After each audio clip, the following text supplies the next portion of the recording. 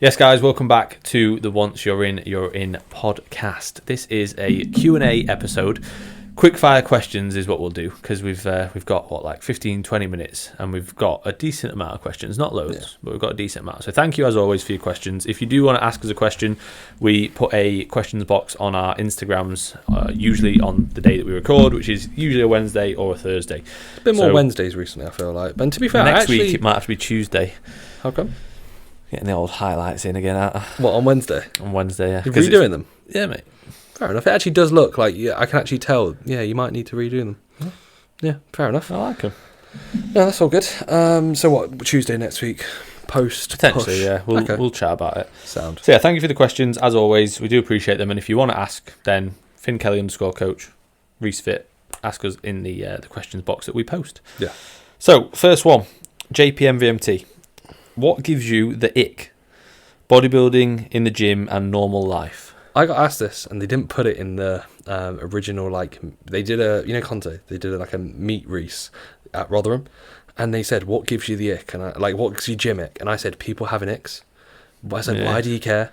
And they both laughed at me, and they were like, no, honestly. I was like, no, honestly, why do you why do you give a fuck if someone's doing something different? I'd have to think, when people are like, what's your pet peeve? Or it's like, I don't really I'm sat there thinking, because I don't really care what anyone else is doing. I don't. But I think I would then carry on with that and say my gimmick is people caring about what I'm or other people are doing. Yeah. As much as we joke about it, if you enjoy what you're doing, even if it is suboptimal, who the hell cares? One thing we do joke about, and I guess I wouldn't say we don't call it an ick, but people will ask us if we're using a machine that's over the other side of the gym. We literally had it one time in Progress Works, I think when I was prepping, and they were like, hey mate, are you using the Cybex Bravo? And it was literally it takes 30 seconds to walk there. It's a complete other side of the gym. We've not even been on it. Our equipment, our bags weren't there or anything. This is 4 years ago. And we were both what? This is 4 years ago. And I legitimately said to Finn yesterday when we got asked, whenever we get asked any machine that's not right next to us, it's you're on the Cybex Bravo. We said it to him yesterday. And this is 4 years of just an ongoing people will ask joke. us and it's literally, it could be fair enough if it's the machine that we're stood next to. Yeah. Sound no mate, it's all yours. But often we get asked, and it's a good 10 feet away, and it's 3 or 4 machines away, and we've not even been on it or got our kit near it, and they'll just ask, and it's no, why would I be on it? I'm over here, nowhere near it. I'd say as well, that's the thing that gives me the ick. When you're prepping, I'd say it is an ick, being asked constantly, how's your prep going? Yeah, because that's just annoying. We're saying we don't get an ick, and now they're all coming out. No, but these are just things that again involve just people talking. I wouldn't class it as an ick. It's just I just don't want to speak about myself. Yeah. Just sound. No, Finn speaks more than me. If we were to work out who speaks for long on the podcast, you're laughing. Shit, he's got me. He's got me. No, you wouldn't every time. How's your prep going, mate? Yeah. How's your prep going? Remember Sanaya once said to me in bed, she was like, I've said this before, about to go to bed, and she goes, Reese. I was like, yeah. She goes, do you know it's mad? You're less than 10 weeks out now. And I'm like, yeah, sound. I just want to go to sleep. Thanks. I was like, that would give me the ick. I'd be like, I'm breaking up with you. Get out. Get the fuck out. Do you know one thing that I guess this came to my head? If I was single, and let's say you were talking to a female, one thing that would just always put me off would be their accent or their voice. It's if they didn't have if they didn't have a voice that I found attractive, straight away I'd be no matter how attractive they are, they might be the nicest person in the world, but if I don't, so is that an ick? Was that an ick? I guess so. Yeah, I thought the same when I was up in Leeds. Before Sonara, there was a girl that was in one of my classes. I might say her name. I'm not going to say her name. Come on. Darcy. Yeah, she was going in one of my classes, and she was she was pretty attractive. And I spoke to her, and she opened her mouth. She had a northern, quite not deep voice, but no. And I was just shame. Oh, Darcy. Darcy. I was you had so much potential, and and that was that. That's what probably girls think about you and your squeaky voice. My squeaky voice. I got a nice voice, I'd say. Oh, good. I got a nice voice. I got a croaky voice. I got a nice voice. Another one would be. And this isn't... They're all coming out. Yeah, if it's away from the gym, I can probably think of maybe a few more. That just I'm a bit I was thinking about things that would be... let's say... I wouldn't class it as an ick. I'd say turn-offs in a female. Yeah. Smoking. Yeah. Or drug abuse. Yeah. hate drug abuse. Alcoholism. Actually, I don't mind. I thought you were going to say steroids. Hate that. I love that. I love that in females. Yeah, smoking. But again, I wouldn't say any of these give me the ick, because I almost think, like, I know it's just like a term, but I don't have the right to have an ick about what anyone else does. No, you know what I mean? More than you do what you want. Yeah. I couldn't care less. Like, and if I don't like something about you, that's my fault. I don't like you. It's me. It's not you. And it's not my fault. It's just fine. Like, not everybody has to be best of friends or love everything. Like, yeah, I wouldn't say like, oh, that really gives me the ick. It's just like, that's annoying, or I don't like that, but a sound I won't associate with it. Yeah. Exactly. I think we've answered that quite well, considering Susan usually we're just like, we don't know. Next question. We've been better with that because we got told. We got told off. Yeah, we need to. You're doing a podcast. You need to actually answer the question. Oh shit, we're supposed to. Sorry. Right. How often and for how long are you cutting your carbs? Question mark. I'm guessing he means how long a diet. Like, we kind of spoke about this in the last catch-up episode, so go and watch that. If we were to give a short framed answer, like. You said what, per 12 months, 9 months in a gaining phase, 3 months in a diet for most people? For like a lifestyle client, maybe a bit longer in a gaining phase for a competitive client. And it's not just carbs, that 3 months, let's say, of a diet is probably the longest I'd do as like a diet phase, unless it is a contest prep. Yeah. Even if it's a photo shoot diet, maybe 12 to 16 weeks. A holiday diet, I'd be looking at definitely less than 12. Yeah. A mini cut, I'd be looking at anywhere between like 4 and 8. Yeah. And yeah, like Reece said, it's not just carbs, it is calories, but it is predominantly from carbs. Like, I'd be having my protein pretty much the same. If anything, escalate it in a diet phase. I'd be having my fats pretty much the same. Escalate it. So I'm going to be running 450 you need more grams protein, protein. No, but your complete protein is going to go up anyway from your yeah. trace protein coming down from bringing carbs down. Yeah. But I'd keep fats like pretty constant. Yeah, I didn't really make massive changes to my fats. Fats will go up a little bit anyway, just from trace, but like, again, actual quality fats, I wouldn't be like drastically changing them. Yeah, I agree. This is a good one. Okay. Ethan Bone 10. B modified versus UltraFlex Derby comparisons. Okay. I think we've actually spoke about this a little bit, but maybe not a direct comparison. So, firstly, if you live in Derby or live in the area, go and train at both and see what you prefer. That's it. That's it. See you later, bro. No, let's do like let's do each component. So, like equipment. UltraFlex Derby has greater equipment. However, you could also specify it as what B modified's still got great kit. Better hand, like let's say for example, UltraFlex Derby. If you're training pull, I prefer training at B modified because they have better rows. The kit at B modified is a lot more hand selected and picked out due to the quality of it. Where UltraFlex Derby has quantity but also high quality. Like legs, it's not even a comparison. It's UltraFlex Derby. That's the best gym that I've trained at in the UK for legs. Yeah.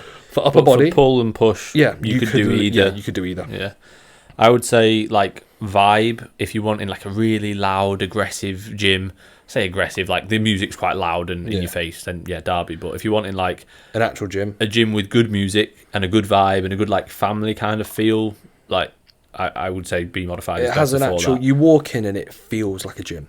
Like I feel like UltraFlex Derby. Obviously, it feels like a gym, but the music's really loud. The general person who trains there, it's very trendy right now because it's an UltraFlex, and it will be. It's a chain.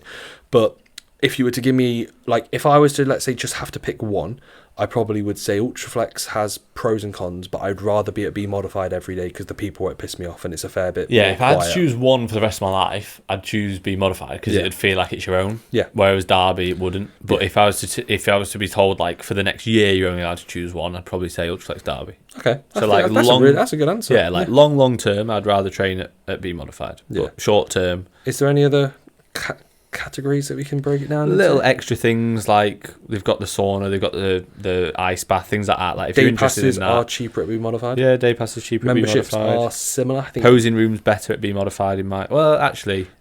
Yeah, I would say better. it is. It's better in terms of the like ability to actually see your not back. As good as the original. No, the original was great. Yeah, and Premier is probably the best posing room there is, in my opinion. Yeah, or Rotherham.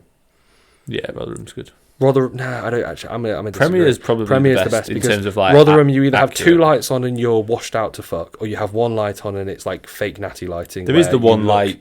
Use the one light that's not the fake natty one. It's all right. Yeah.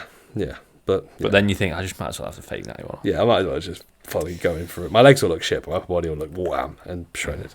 So, your question. Yeah. JPMVNT, what's your party trick? Definitely not quarter turns. Nowhere to be seen. I'm gonna be honest, mate.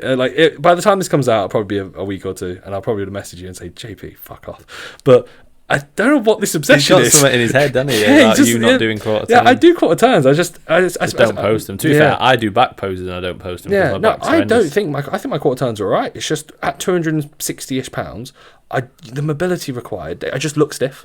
Like, I don't think, like, if you I was do need to practice more. Yeah, but it is hard when you're heavy. Like, and have you seen the AJ? Not AJ Morris, AJ the boxer. He's like, 18 stone, it's hard, man. It's difficult. You don't know what it's like. That's what it's like. Mate, 19 stone, it's hard. You don't know what it's like. It's hard to get into the pose. And if I look at a pose and I think, like, God, that just looks like I'm just tight. Yeah, you're probably not going to post it. I'm probably not going to post it. Yeah. So there's nothing I'm hiding. I literally do quarter turns after every session. If you want, I will DM you a quarter turn and you'll go, oh yeah, sound looks alright. Like, it just looks stiff. Because you'll go, he's fat. No, he'd say, fucking look at his glutes peel, bro.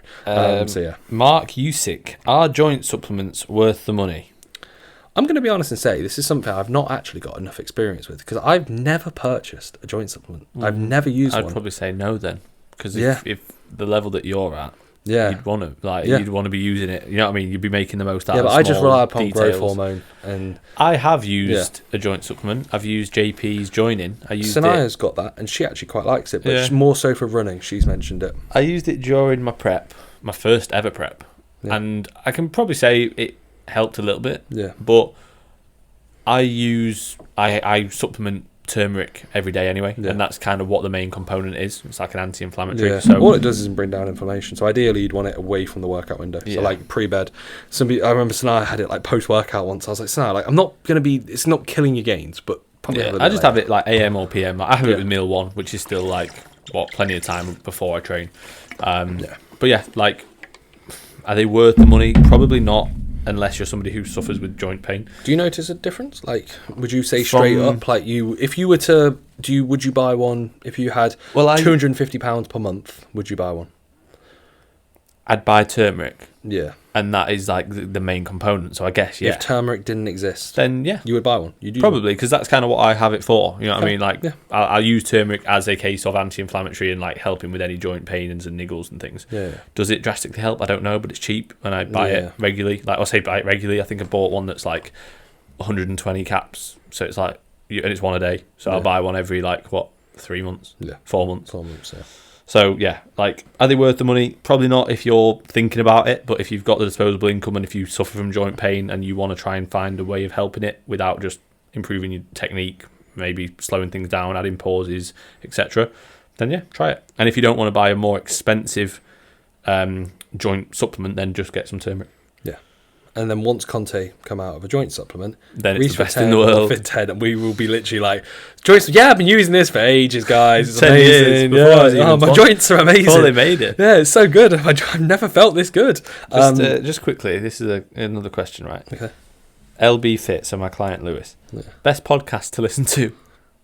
Mate, you've got it on right now. Yeah, well, imagine we just said it and he skips off. There's no other. This is the only one. You can't leave. Yeah. That's our answer. Once you're in. You're in. It's in the name. Yeah. Sorry. Fuck off, bro. No, don't fuck off. You're in. Well, you're not getting the answer from us, bro. Right. Favorite things. Anyone else? Favorite things to do outside of training and coaching. Football. Eating. Yeah. Eating for the next binge session. Eating. Yeah, eating for the next training session. Watching videos of Ronnie Coleman. Yeah.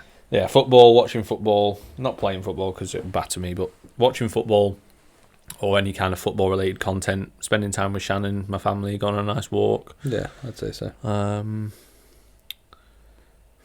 I'd say maybe going to the cinema, but not recently. It's been shit. Films have been naff the last year. Yeah, I can't think of the last film I went to, and I was like, it really thought it was good. Mate, this isn't a joke. Barbie is the only one that I've been to, and I've thought that isn't a horrendous film. Yeah. And that's saying something. Yeah, it's not bad, was it? No, it wasn't awful. It was like, I got to the end, I was like, it's alright, it's sound. But most films I walk out now, and I'm like, I've wasted my time. Yeah I think that's being busy though. Like I said to you the other day, I think when you're less busy, you could spend 2-3 hours in the cinema and it'd be all right. It's pretty good. Yeah, I used to like if I got stuck in traffic, I should be like, it is what it is. Or if I got, let's say, in the gym and I'm there for 4 or 5 hours, I'm like, sound, I can just do what the fuck I want. But now it's like if I'm late, I'm like, this is annoying. I compare everything to like what I could be doing. Yeah. So if I'm in the cinema for 2-3 hours and it's not a really good film where I'm completely engrossed in it, all I'm thinking is like, I could be probably doing some work, or I could be getting back to clients, or I could be doing that setup, or I could be binging, I could be going and getting a plan burrito. Yeah. No, so favourite things to do, I'd say for me, going for a nice walk with Sanaya, watching football with my mum.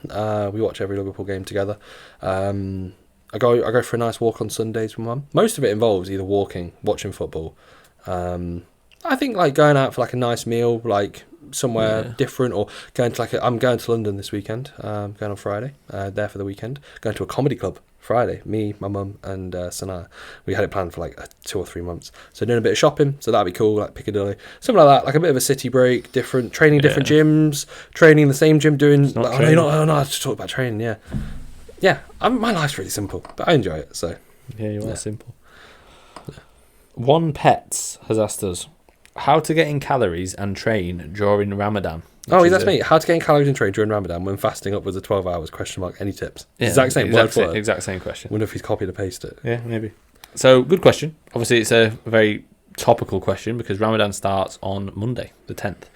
I have a client who is beginning his prep on the same day. So, it's like we're aligning it with the start of his diet, which makes sense. Yeah. So, I would say for most people, like if you can align it with maybe a mini cut, then I would look to do that, which again works quite well with like what I spoke about with that kind of like, let's say 9-10 months to sort of 2-3 months gain into dieting for most people.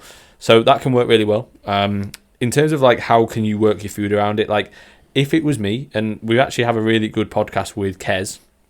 Very good podcast. Go back and watch really that because that was about how he manages Ramadan. Obviously, he knows a lot better than us. His name is like spelled QAIS. Yeah, so don't type in Kez. Yeah, QAIS. Go have a look at the podcast that we did with him because he goes over it all really well. But if it was me, like I would generally look to have my pre-workout meal as soon as I can break my fast in the evening. Yeah, so when the sun's gone down, I would then go and train, and I'd probably obviously. When it gets darker, and let's say if your gym closes at 8 and you're wanting to train later, like maybe you have to go and train at a pure gym or whatever, sound.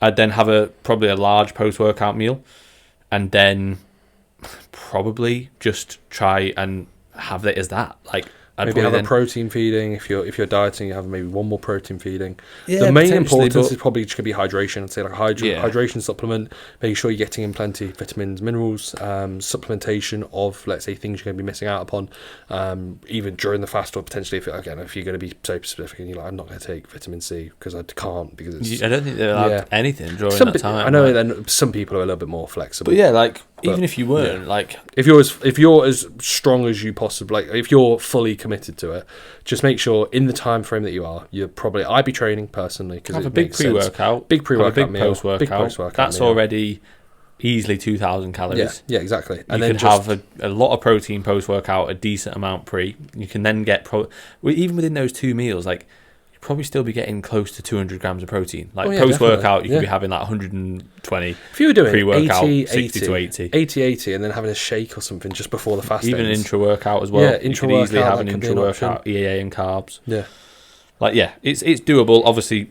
this is speaking without experience of doing it, but that's how we aim to do it. Yeah. Right. How do you know? Go on. What were you going to say? He also asked, when will the bracing video tutorial drop?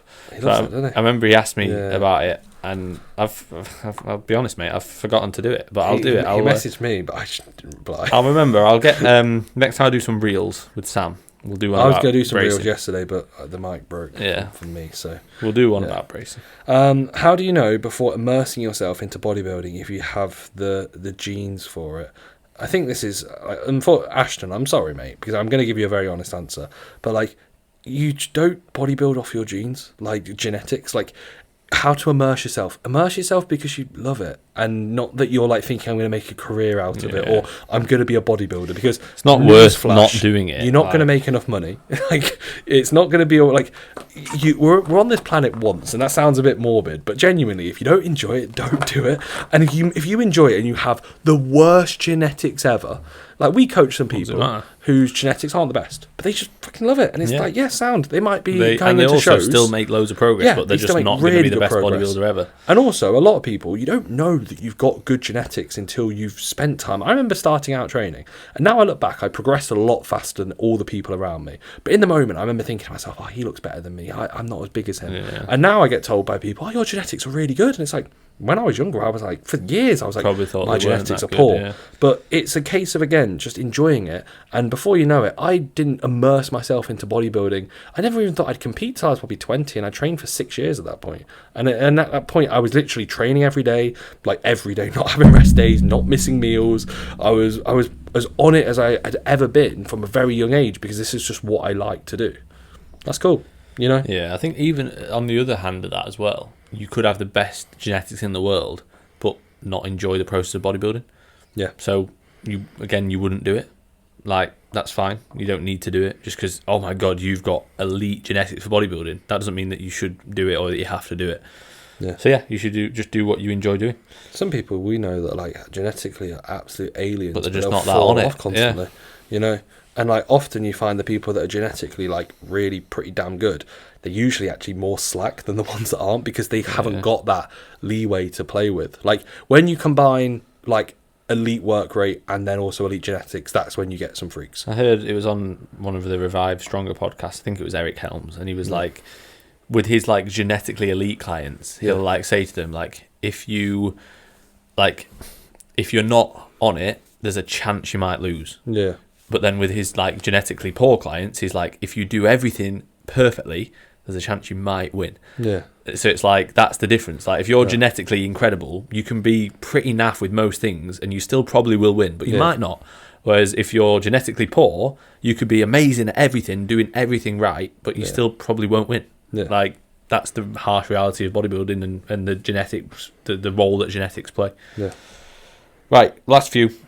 Zach H10, top 5 UltraFlex in order, 1 to 5.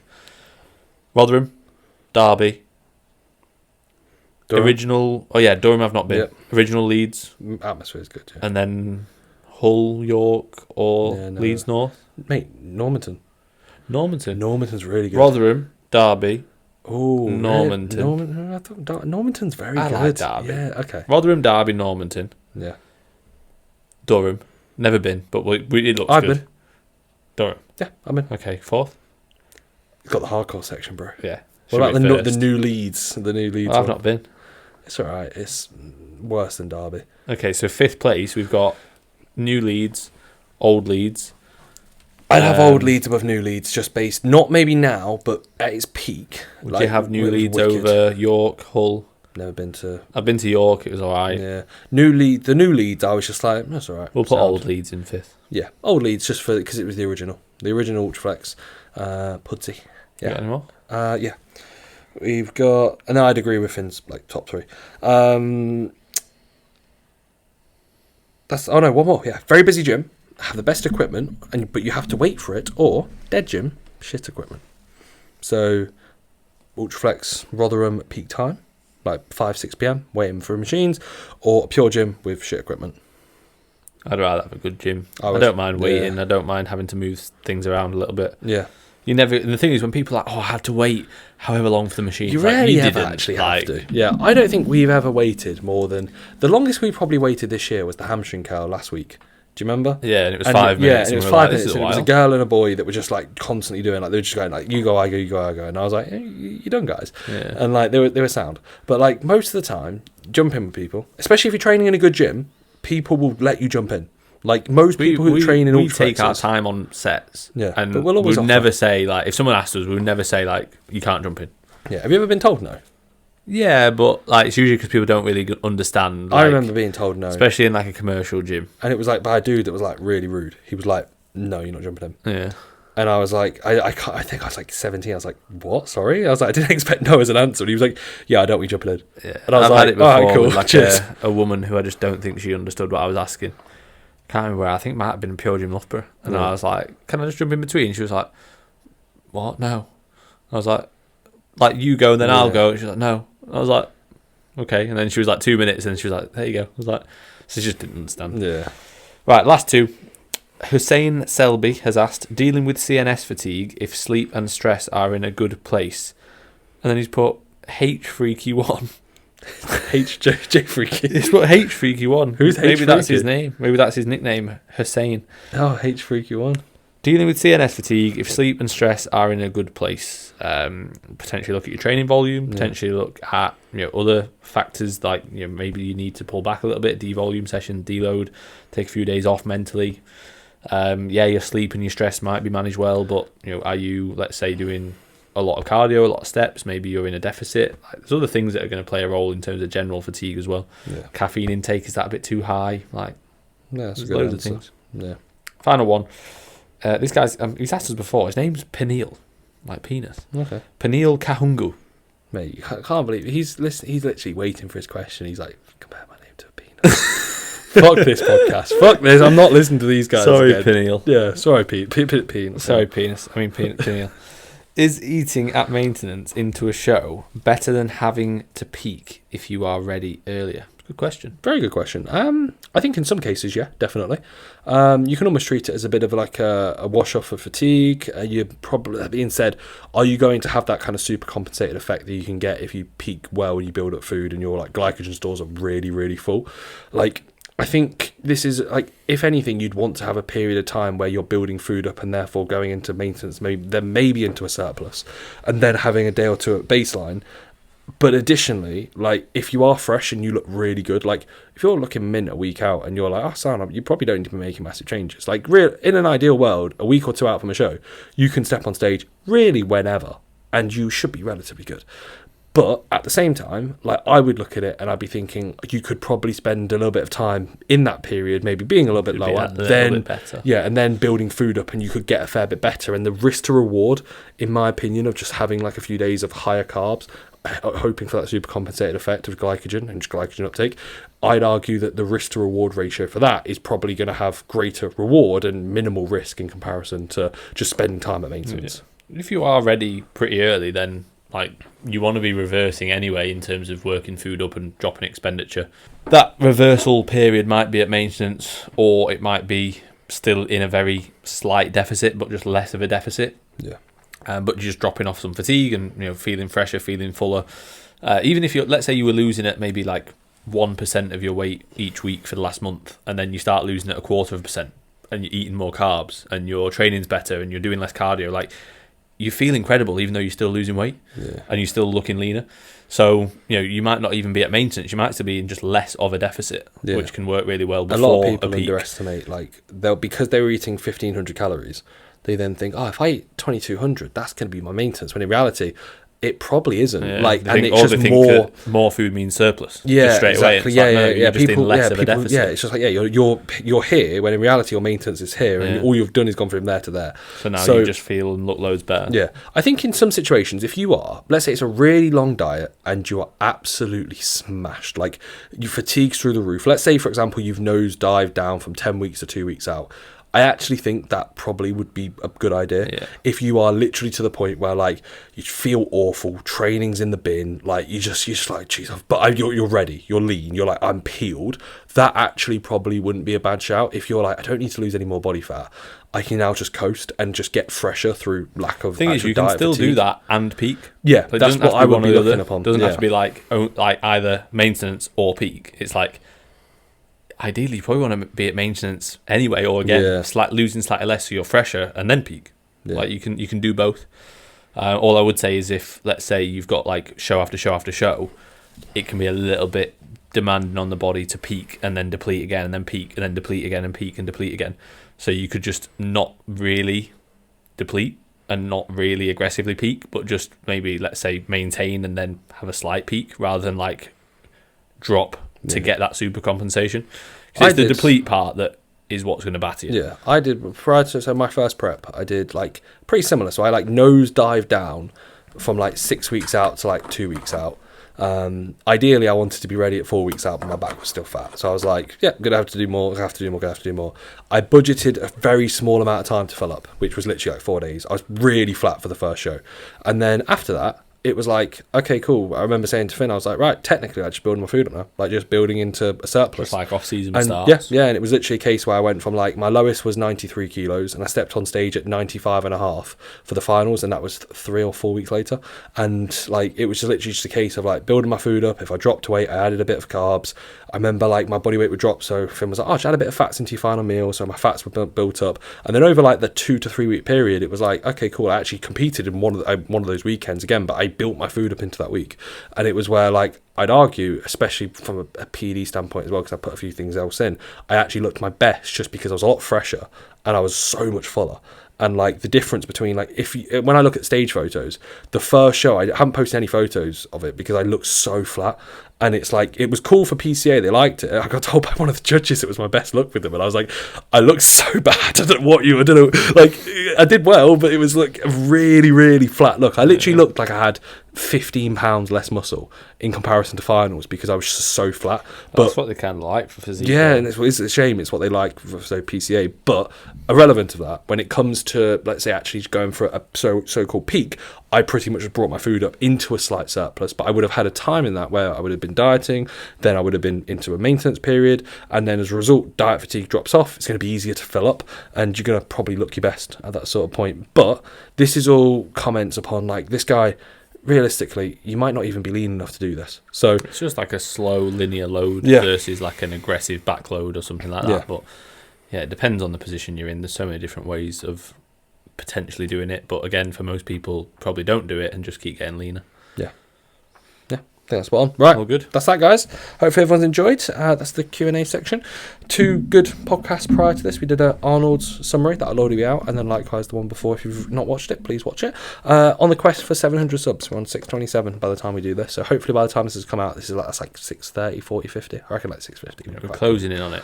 Yeah, we're gonna get to 1,000. That's the goal soon. So get us to 1,000 subs, guys. But otherwise, hopefully everyone's enjoyed. We appreciate all the story tags. Please keep them coming, and yeah, we'll speak to you guys later. Bye bye.